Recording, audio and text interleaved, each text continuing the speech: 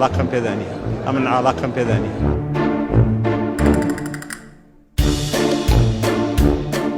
ئەمن علاقەم پێدا نییە. ئەمە دەستەواژەیەکە لە ماوەی 2 ڕۆژی ڕابردوودا زۆرترین خەڵک گوێ لێ بووە. دەستەواژەیەک کە نیشانەیەکی گەورەی سەرسوڕمانی دروست کرد. دەزانن بۆ چونکە لە دەمی کەسێکە هاتە دەرەوە کە 4 ساڵی ڕەبەق کەسی یەکەم و فەرمانڕەوای وڵات بووە. کەسێک کە یەکێک بووە لە 7 دامەزرێنەرەکەی حیزبێکی سۆسیال دیموکراتی وەک یەکێتی نیشتیمانی کوردستان. ئەو وتەیە لە دەمی دکتۆر فواد مەعسوومەوە هاتە دەرەوە کاتێک مایکی میدیاکان لە بەردەمیدا بوو داوای بۆچوونی ئەو کرا لەسەر سزادانی چالاکانی بادینان بە 6 ساڵ زیندانی. بەڵام وەڵامەکە بۆ میدیاکان و بۆ خەڵکیش جۆرێک لە سەرسوڕمان و شۆکی دروست کرد. ئێستا دادگا بڕیاری کۆتایی داوە سەبارەت بە بڕیاری کۆتایی بۆ جیراوانی بادینان. ئەمن علاقم پێدانیە.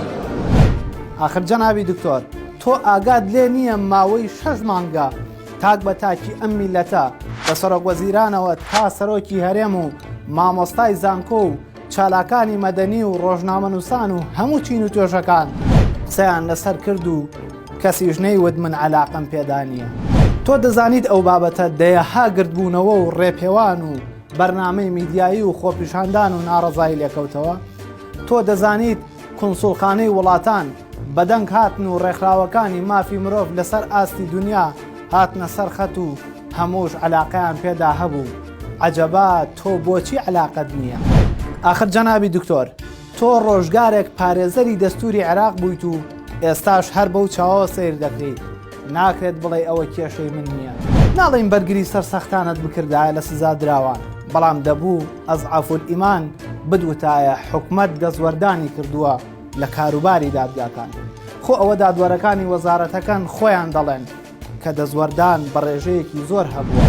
پێم وانییە ئەگەر ئەمەد بووتایە تووشی گرفتی سیاسی بوویتایە.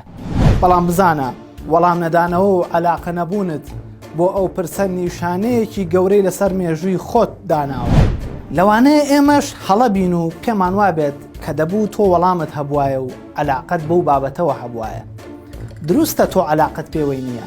بیرمانە 2 پاسەوانی تایبەتت لە ناوجەرگەی بەغدا و لە کاتی سەرۆکۆماریدا گیران و ئێستاش کەس نازانێت لەکوێن.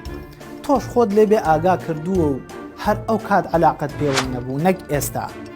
ببوورە ئەگەر سەر و دڵمان گرتبێتی و وتبێتمان دەبوو عەلاقەت پێدا هەبوایە.